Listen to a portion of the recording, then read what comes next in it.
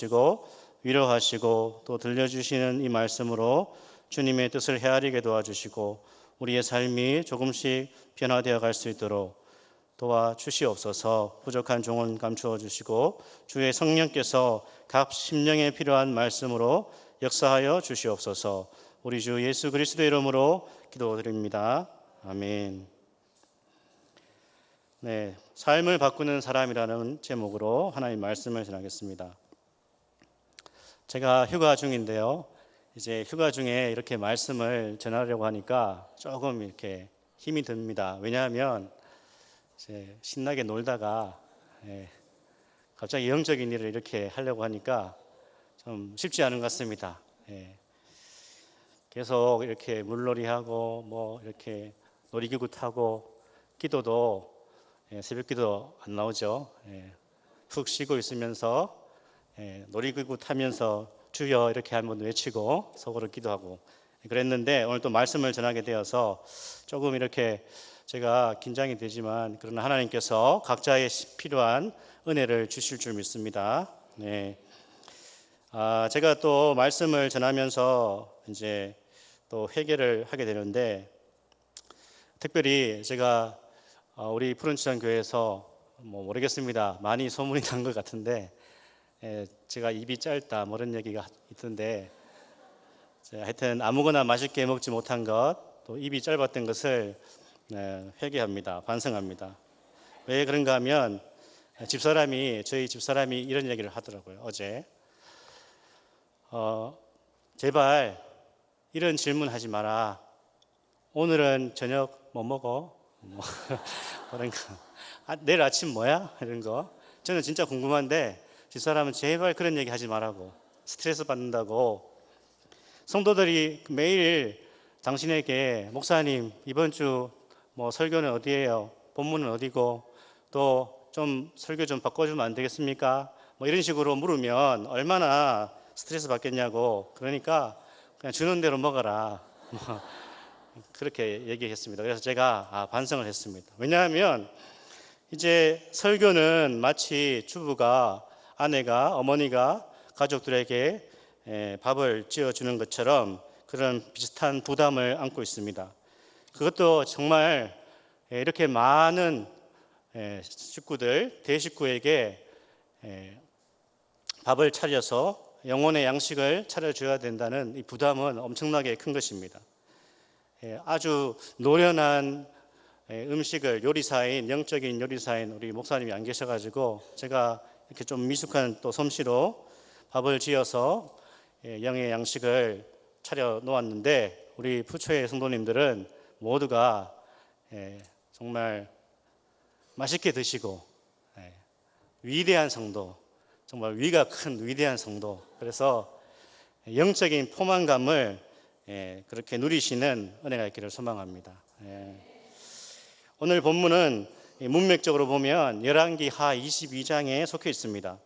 어떤 분들은 이제 열왕기 상하나 역대 상하를 거의 한 번도 읽어본 적이 없는 그런 분들도 있을 수 있습니다.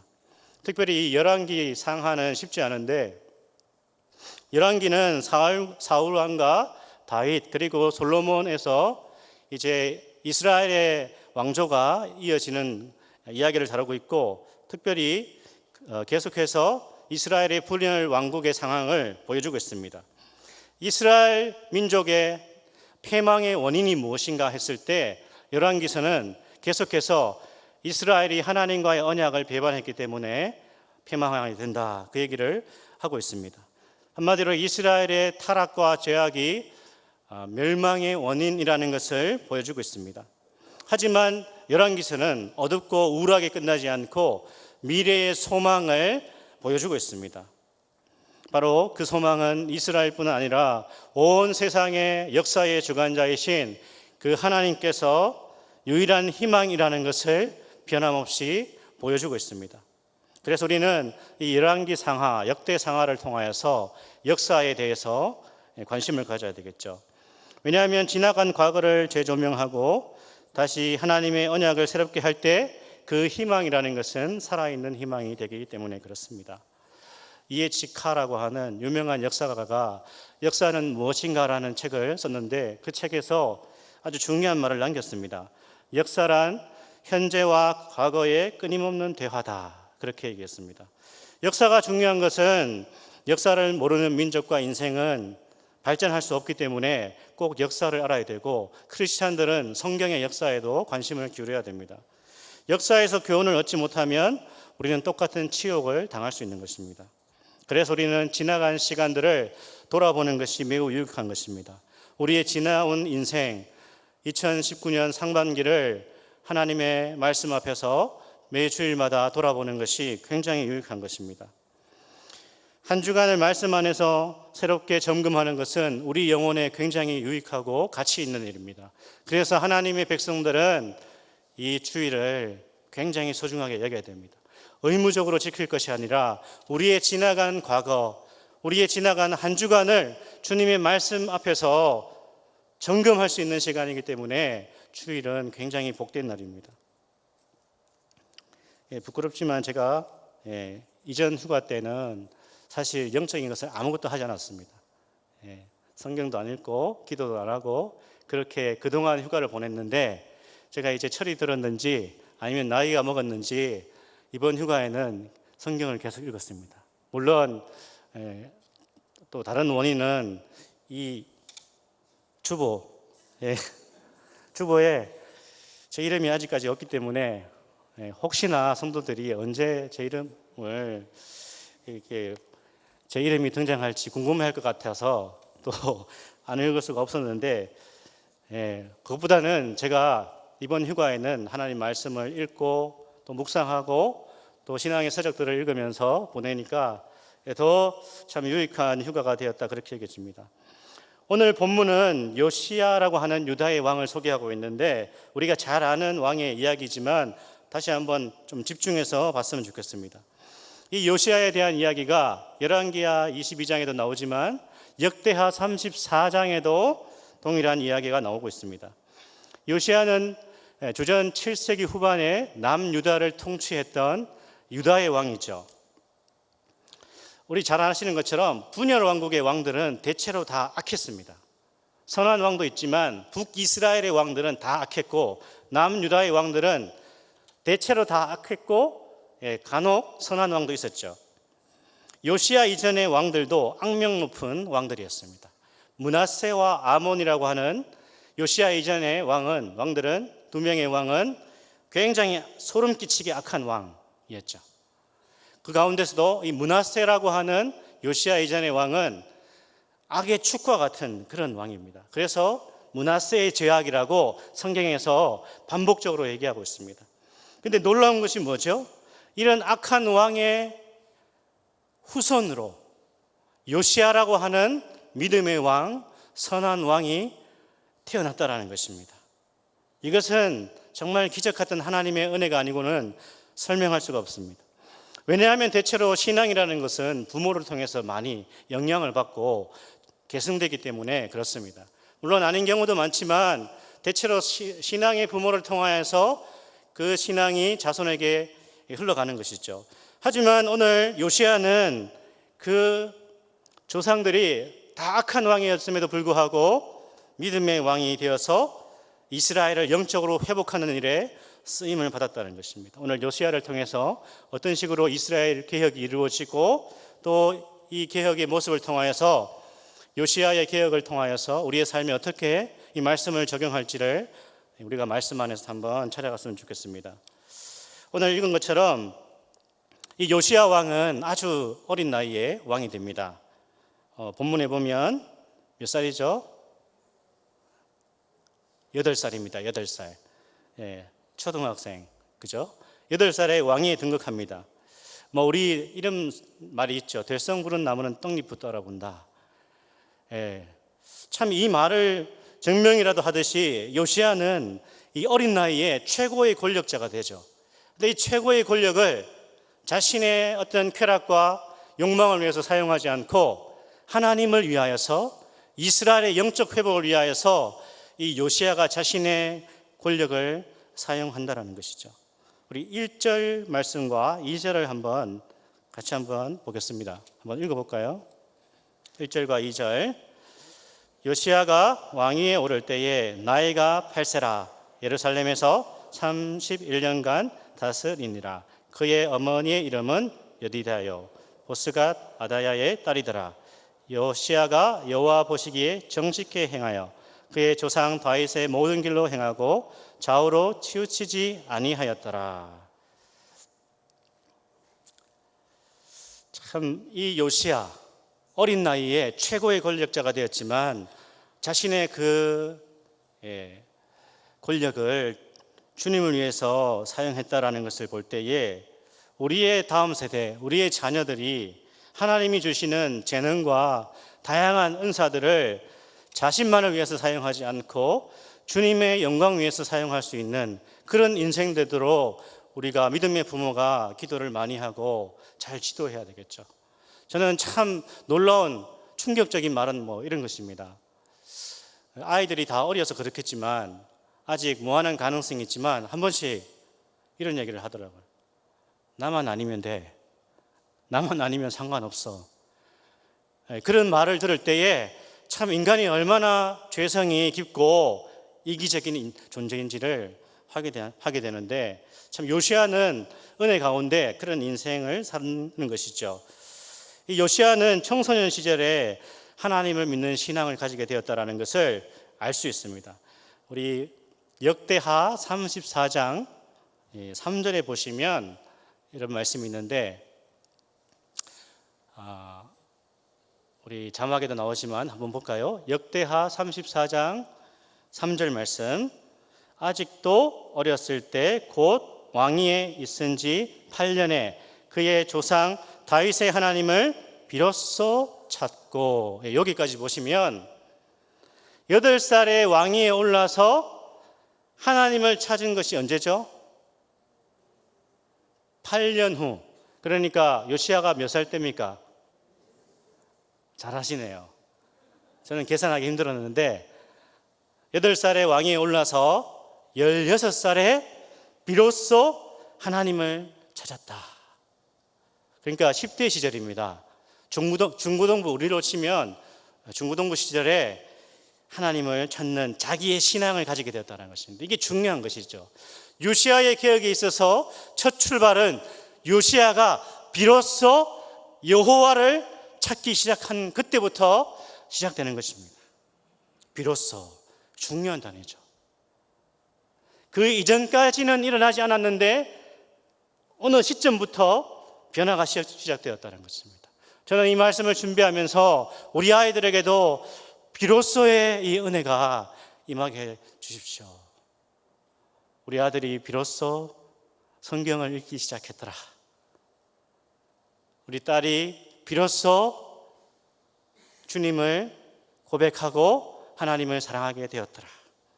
여러분, 이 비로소가 우리의 모든 다음 세대와 자녀들의 있기를 소망합니다. 이 비로소의 은혜가 있어야 되죠. 이스라엘 열왕의 역사를 읽어보면 북이스라엘이 19명의 왕들이 나타납니다. 그리고 남유다는 20명의 왕들이 나옵니다. 대부분 말씀드린 것처럼 악한 왕들이었고 선한 왕이 소수였습니다. 악한 왕들은 하나님의 징계를 받습니다. 결국 북이스라엘과 남유다는 아수르와 바벨론에 의해서 패망하고 포로로 잡혀가게 됩니다. 그것이 열왕기와 역대기가 보여주는 것입니다. 우리는 열왕의 역사를 통하여서 굉장히 지루하다, 너무 헷갈린다 이렇게 생각할 수 있지만 이스라엘의 역사를 읽어보면, 열왕의 역사를 읽어보면 두려움이 밀려올 때가 있습니다. 정말 신앙이 금보다 어떠한 직위와 권력보다 더 귀한 것인데 우리의 자녀들에게 그 귀한 신앙이 이어질 것인가? 보장이 없습니다. 부모의 신앙을 전수받고 부모의 신앙이 계승되지만 이스라엘 열왕의 역사를 읽어보면 아버지가 굉장히 믿음이 있었고 훌륭했지만 악한 왕이 태어나고, 아버지는 정말 믿음 없는 악한 왕이었지만 하나님의 은혜 가운데 믿음의 선한 왕이 태어나는 이 열왕의 역사를 읽어보면 진짜 우리가 참 두려운 마음이 듭니다. 우리의 아이들에게, 저의 아들, 딸에게, 우리 푸른초장교회의 다음 세대의 어린아이들과 청소년들에게 이 신앙이 계승될 것인가? 과연 우리 푸른초장교회는 지금 하나님의 은혜 가운데 젊은 층도 많고 우리 이렇게 주일학교도 참 아름답게 성장하고 있는데 이 일이 계속 이어질 것인가?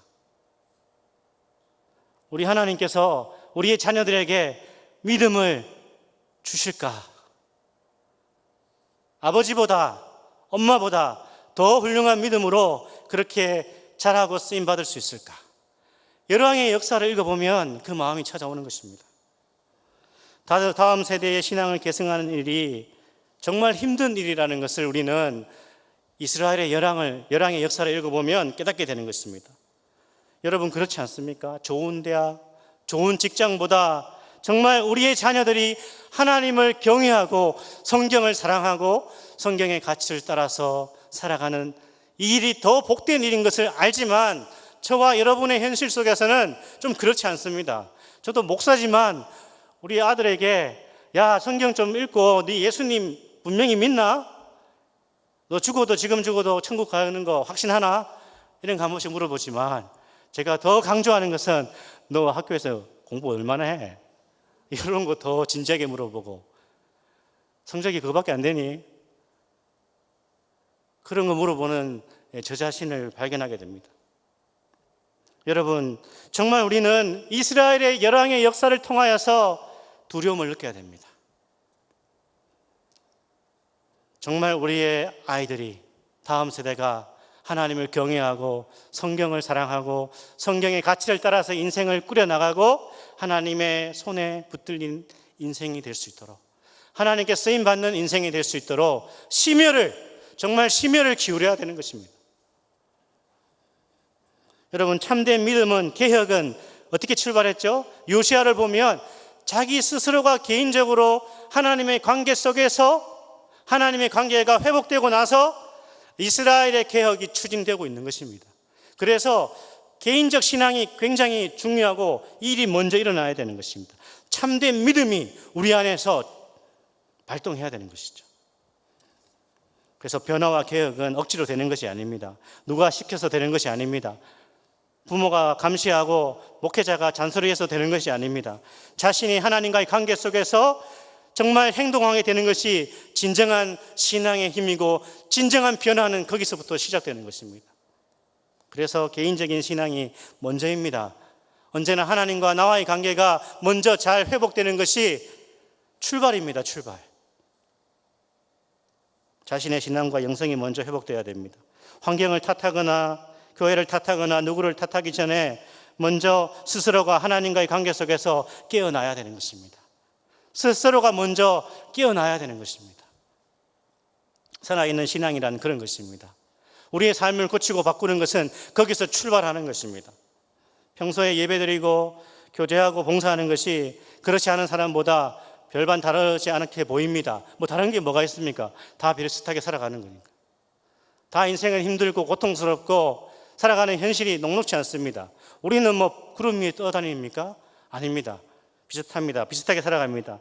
하지만 특별한 상황이 되면, 정말 중요한 순간이 되면 하나님과의 관계 속에서 스스로의 삶을 잘 유지한 사람과 그렇지 않은 사람은 위기의 순간, 결정적인 순간에 결정적인 차이가 나게 되는 것입니다. 진정한 믿음이 이런 변화를 가져오는 것입니다. 여러분, 믿음을 가진 사람과 그렇지 않은 사람은, 정말 말씀을 붙드는 사람과 그렇지 않은 사람은 반드시 다른 결과를 가져옵니다. 정말 개인적인 신앙을 가진 사람은 반드시 변하게 되어 있습니다. 참된 신앙은 자기 안에서 변화가 시작되는 것이고 그의 인생의 전 생애를 거쳐서 그 변화가 계속 이어지는 것입니다. 그것이 진정한 믿음인 것입니다. 무엇보다 예배 시간 저와 여러분의 신앙이 회복되기를 원합니다. 하나님과의 관계가 회복되기를 원합니다. 거기에서 개혁이, 변화가 시작되는 것입니다. 요시야는 16살 때에 개인적으로 하나님을 찾음으로 하나님과의 관계가 회복됨으로 이스라엘 개혁을 시작하게 되는 것이죠. 요시야는 개인적인 신앙을 소유했지만 오늘 말씀해 보면 여전히 젊고 어렸습니다. 경험이 부족했습니다. 아는 것이 많지 않았습니다. 그러나 요시야는 하나님과의 관계가 회복되고 나서 어떤 변화가 일어났습니까? 그의 심령에 어떤 변화가 일어났죠? 이스라엘을, 유다를 새롭게 해야 되겠다라는 결단이 그의 마음에서 시작된 것입니다. 하나님을 찾고 나서 대대적인 개혁을 단행하기 시작한 것입니다. 그 개혁은 역대하 34장에 보면 우상 파괴입니다. 이스라엘이 계속해서 섬겼던 그 우상들을 요시야가 파괴하는, 깨부수는 그런 개혁을 단행하고요. 오늘 22장 3절 이하에 보면 성전을 수리하는 그런 개혁을 단행하고 있습니다. 아달랴가 통치하던 때에 성전이 우상 숭배로 가득했고 또 성전이 많이 손실되고 파괴되었습니다.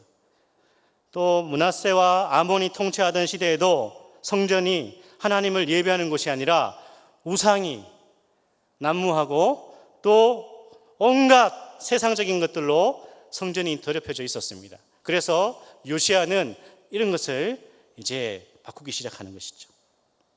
여러분, 우리는 예배 시간에 말씀 앞에서 우리 안에 있는 여러 가지 묻어진 것들을 점검하고 또 우리가 은밀하게 섬기고 있는 우상을 깨트리는 일을 예배 시간에 해야 됩니다. 저와 여러분 안에 여전히 은밀한 우상들이 있습니다. 우리가 평소 우상처럼 떠받들고 사는 것들이 있습니다.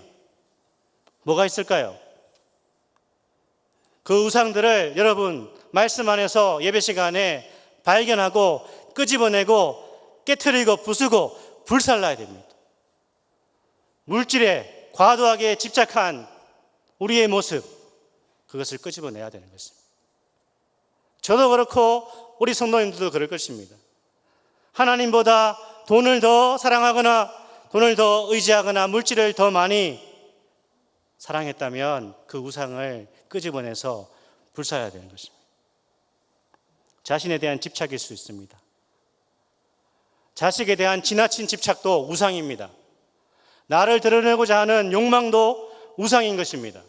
그 우상을 매주일 말씀 안에서 끄집어내서 불사르고 깨뜨려야 되는 것입니다. 거기서 우리의 개혁이 시작되는 것입니다. 주일 예배 시간에 그런 우상들을 끄집어내서 불사르고 깨뜨리고 파괴하여서 무너진 것들이 새롭게 정비될 수 있도록 은혜를 주십시오. 그것이 저와 우리 성도님들의 복된 예배가 될 수 있기를 소망합니다. 성전을 정비하는 것은 오늘날 우리에게 예배를 개혁하는 것입니다. 새롭게 하는 것입니다.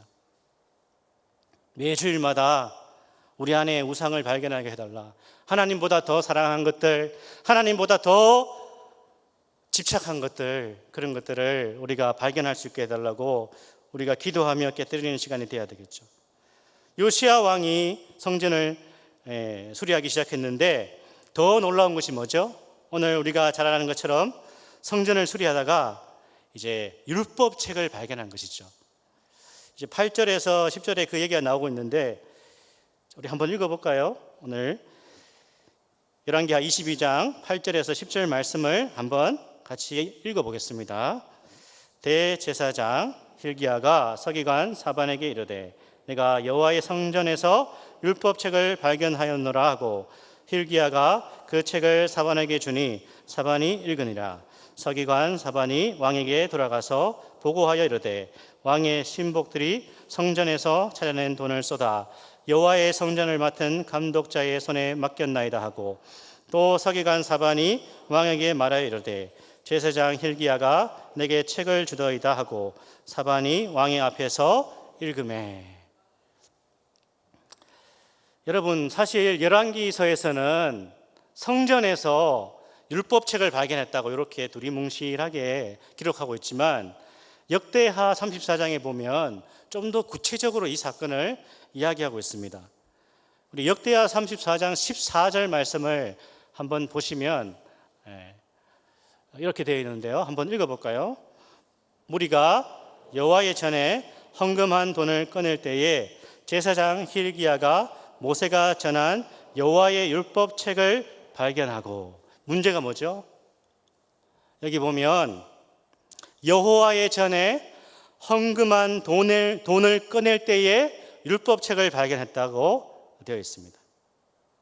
율법책은 성전에서 항상 비치하는 그 정한 장소가 있습니다. 근데 오늘 참 놀라운 것은 율법책이 어디에 있었다라는 거죠? 헌금함에, 냉장고에 막 휴대폰이 들어가 있고 그럴 때가 있는데, 그런 건망증이 아니고 율법책이 연보함에 있었는데, 문제는 아무도 오랜 시간 동안 율법책이 그 연보함에 있었다라는 것을 몰랐다라는 것이고, 그리고 어느 누구도 율법책에 관심을 가지거나 그것을 찾고자 하는 사람이 없었다라는 것이죠. 여러분, 이것이 무엇을 뜻합니까? 이스라엘의 영적인 상태가 이렇게 정말 저 나락으로 떨어져 있었다라는 것을 보여주고 있습니다. 이스라엘의 영적인 상태를 지금 이 말씀이 보여주고 있는 것입니다.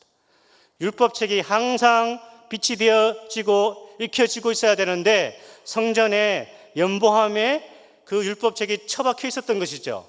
아무도 찾을 생각을 안 했고 아무도 관심이 없었습니다.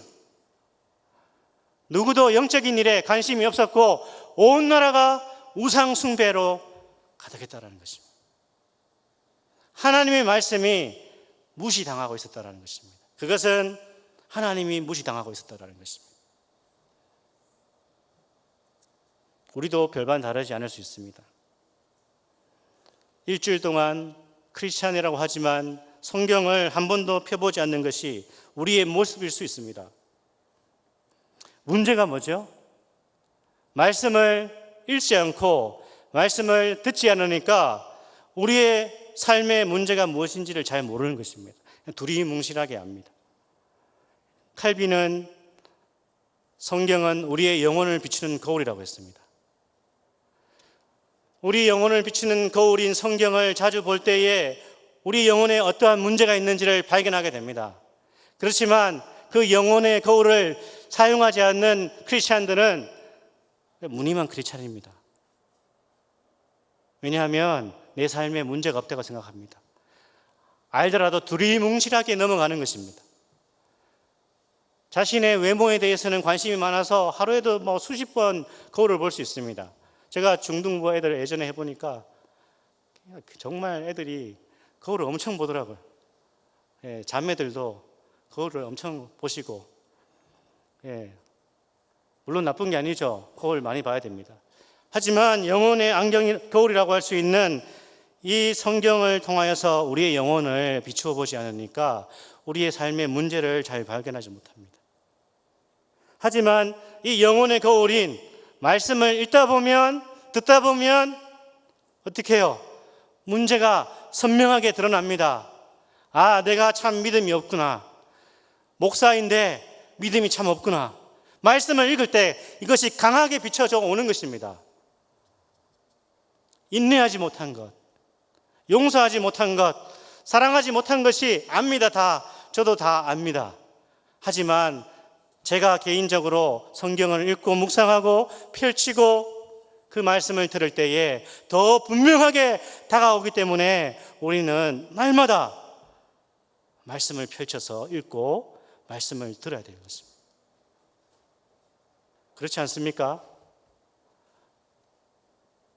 오늘 이스라엘의 영적인 상태뿐 아니라 저와 우리 성도님들도 이스라엘과 별반 다르지 않을 수 있는 것입니다.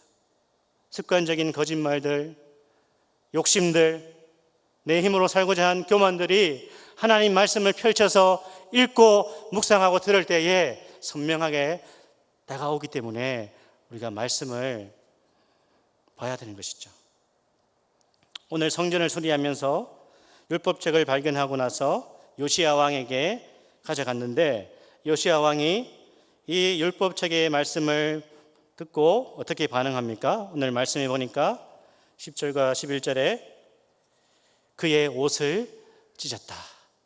구약에서 옷을 찢는 것은 가장 슬픈 상황에서 옷을 찢는 것입니다.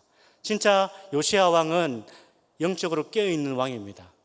하나님의 말씀과 성전이 정말 처참하게 무시당하고 짓밟혀 있다는 것을, 이 영적인 상황을 보면서 옷을 찢었다는 것은 가장 슬픈 행동이죠. 그래서 요시야는 개혁을 추진합니다. 근데 중요한 게 뭔가 하면요, 요시야는 이미 개혁을 시작했습니다. 어떻게 시작했죠? 요시야 왕이 성전을 정비하고 우상을 파괴하는 일을 시작했다는 것을 보면 이미 개혁을 시작했습니다. 그런데 율법책을 발견하고 나서 이 개혁이 더 빠르게 가속화되는 것이죠. 추진력을 받는 것입니다. 율법책을 통하여서 개혁이 구체적이고 더 넓게 확장되기 시작하는 것이죠. 여러분, 목사님께서도, 담임 목사님께서도 가끔 그런 말씀하시는데, 저도 이 말씀을 준비하면서 생각해 봤습니다. 우리가 교회에 오는 목적이 무엇인가? 가장 중요한 것은 말씀을 듣기 위해서 교회에 오고 또 예배드리고 신앙생활을 하는, 가장 중요한 것은 말씀을 듣기 위해서죠. 왜냐하면 말씀을 들을 때에 우리의 문제를 더욱 분명하고 확실하게 깨닫게 되고, 우리가 어떻게 이 땅을 살아가야 될지를 알기 때문에 우리는 주일 또 교회에 나와서 주님의 말씀을 듣게 됩니다. 그러나 중요한 것이 있습니다. 말씀이 그냥 아무에게나 들려오지 않는다는 것입니다. 준비 없는 자에게 하나님의 말씀이 강하게 들려오지 않는다는 것을 저와 우리 성도님들이 꼭 기억해야 됩니다. 요시야와 같이 정말 하나님 앞에서 신앙적인 결단을 가지고 말씀을 통해 내 삶을 바꾸고자 하는 어떤 거룩한 결심이 없다면 주님의 말씀은 나에게 강하게 달려오지 않습니다. 이것은 영적인 원리입니다. 그것은 목사인 저도 마찬가지고 아주 중직을 감당하시는 우리 성도님들 마찬가지고 모두가 그렇습니다. 하나님의 말씀은 준비 없는 자에게 강하게 다가오지 않습니다. 하나님의 말씀으로 자기의 삶을 고치고자 하는 열망이 없는 자에게 하나님은 이 존귀한 말씀을 들려주시지 않습니다. 그 말씀은 그냥 우리의 귀에 들어왔다가 흘러나가는 것입니다. 하지만 정말 연약하지만 부족하지만 하나님 말씀을 통하여서 삶을 고치고 바꾸고 개혁하고 새롭게 하고자 하는 그 열망을 가진 자에게 주님의 말씀은 강하게 들려오기 시작하는 것입니다. 사랑하는 여러분, 매 주일마다 예배 시간마다 하나님의 말씀이 저와 우리 성도님들의 영혼에, 심령에 강하게 들려올 수 있기를 소망합니다. 예배 시간에 졸지 마시고요. 오늘 읽지 않았지만 요시야는 율법책을 통해서 개혁을 가속화시킵니다. 율법의 말씀을 읽고 개혁을 가속화시키는데 온 백성에게 율법을 낭독하게 하고 율법에 나오는 계명들을 하나씩 지켜나가게 합니다. 그것을 우리는 열왕기하 23장에서 볼 수 있고 역대하 34장에서 확인할 수 있습니다. 이 일은 결코 쉽지 않을 것입니다. 그 중에 가장 큰 개혁은 유월절을 다시 지킴으로 개혁이 완성됩니다. 우리 열왕기하 23장 21절에서 23절을 한번 읽어보겠습니다. 열왕기하 23장 21절에서 23절까지를 한번 읽어보겠습니다. 왕이 뭇 백성에게 명령하여 이르되 이 언약책에 기록된 대로 너희의 하나님 여호와를 위하여 유월절을 지키라 하매 사사가 이스라엘을 다스리던 시대부터 이스라엘 여러 왕의 시대와 유다 여러 왕의 시대에 이렇게 유월절을 지킨 일이 없었더니 요시야 왕 18째 해에 예루살렘에서 여호와 앞에 이 유월절을 지켰더라. 동일한 본문을 한번 찾아볼까요? 역대하 35장 18절입니다. 역대하 35장 18절 자막에 나오는데 같이 한번 읽어보겠습니다. 선지자 사무엘 이후로 이스라엘 가운데서 유월절을 이같이 지키지 못하였고 이스라엘 모든 왕들도 요시야가 제사장들과 레위 사람들과 모인 온 유다와 이스라엘 무리와 예루살렘 주민과 함께 지킨 것처럼 유월절을 지키지 못하였더라. 이 유월절은 이스라엘에게 굉장히 중요한 절기입니다. 근데 이 유월절이 언제부터 지켜지지 않았다고요? 사실 열왕기와 역대기가 조금 다르게 서술하고 있지만 역대하에 보면 이제 그 사무엘 선지자 이후라고 되어 있지만 사실 다윗 이후로 지켜지지 않았다라는 것이 대부분의 그 견해인데, 오랫동안 유월절이 지켜지지 않았다가 요시야의 개혁으로 이 유월절이 다시 지켜졌다는 것이죠. 중요한 것은 아주 오랜 세월 동안 이 유월절을 지키지 않다가 다시 유월절을 지킨다는 것은 굉장히 어려웠을 것임을 우리는 짐작할 수 있습니다. 평소 말씀을 읽거나 또 말씀을 묵상하고 말씀을 공부하는 것이 쉽지 않을 것입니다. 매일 조금씩이라도 성경을 읽어나가는 것이 쉽지는 않을 것입니다. 수십 년 동안 또 이렇게 가정 예배라는 것을, 저도 마찬가지죠. 저도 부처에 온 지 몇 년 됐지만 그 이전의 사역지에서는 뭐 가정 예배라는 것이 거의 없었으니까 여기 와서 이제 하게 되는데, 이런 가정 예배를 우리가 지키고 또 예배를 드리는 것이 쉽지 않을 것입니다. 더 중요하게 우리가 우리의 마음을 새롭게 하고 바꾸고 우리의 삶을 고쳐나가는 것이 쉽지는 않을 것입니다. 하루아침에 되지 않을 것입니다. 우리가 날마다 습관적으로 짓는 죄들과 그런 나쁜 악습들을 고쳐나가는 것이 쉽지 않을 것입니다. 하루아침에 안 될 것입니다. 하지만 우리는 이 일을 계속해 나가야 됩니다. 쉽지 않지만 우리는 이런 일들을 계속 지속적으로 해 나가야 되는 것입니다. 왜냐하면 하나님의 백성은 하나님의 백성답게 살아야 되는 것입니다. 삶을 개혁해 나가야 됩니다. 하나님 말씀 앞에서 우리의 삶이 정말 믿음으로 조금씩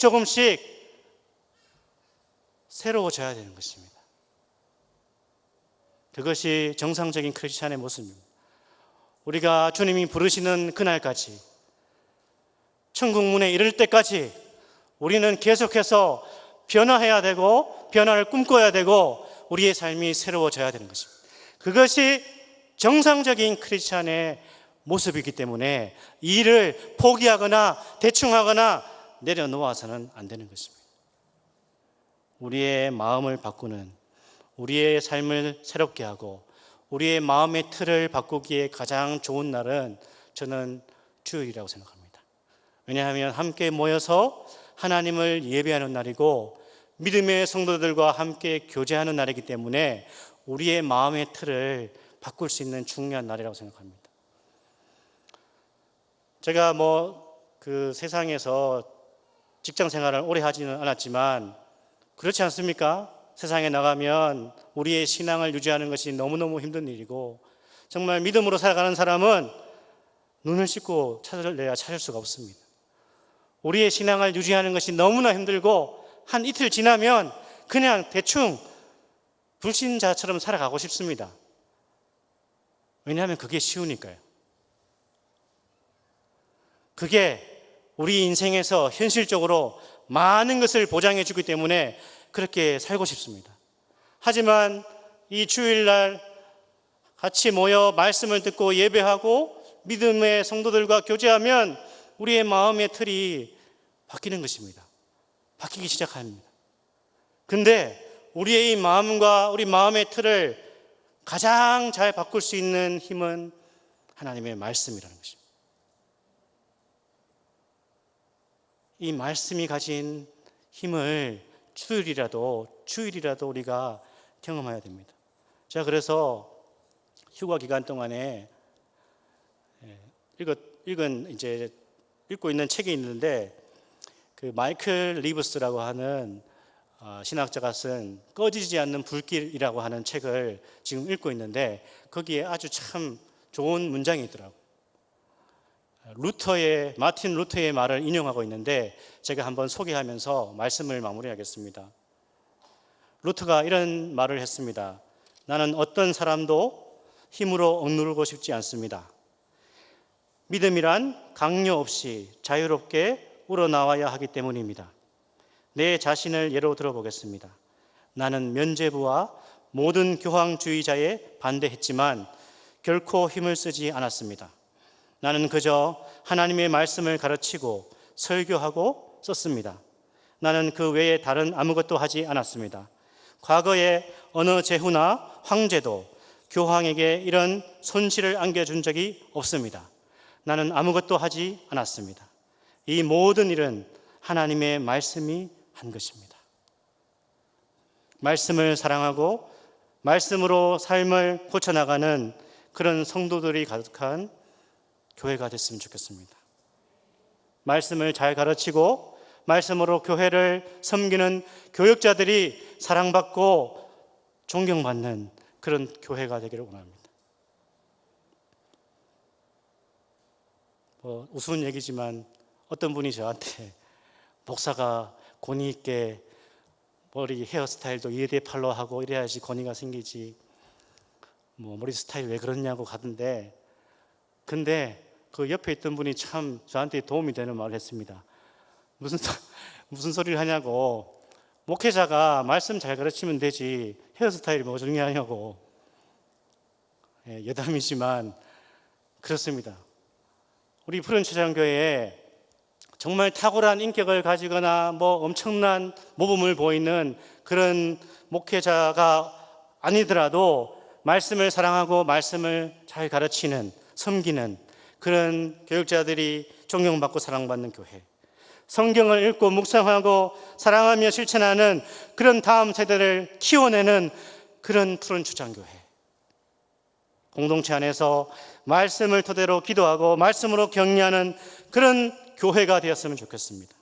시간이 지나면서 인간적이고 또 세상적인 모습으로 변질되는 교회가 아니라 신앙이 더욱 말씀 안에서 새로워지고 우리의 은밀한 우상이 말씀 안에서 파괴되고 우리의 삶이 주님의 말씀으로 고쳐지는 그런 역사가 일어나는 공동체, 그런 교회가 되었으면 좋겠습니다. 어두운 이스라엘의 역사에 요시아라고 하는 이 믿음의 왕을 보내셔서 하나님의 나라를 이루어 가시는 이 하나님의 놀라우신 열심이 저와 우리 성도님들 그리고 우리 푸른초장 교회도 경험되어지는 그런 은혜가 있기를 소망합니다. 다 같이 일어나서 찬송 드리겠습니다.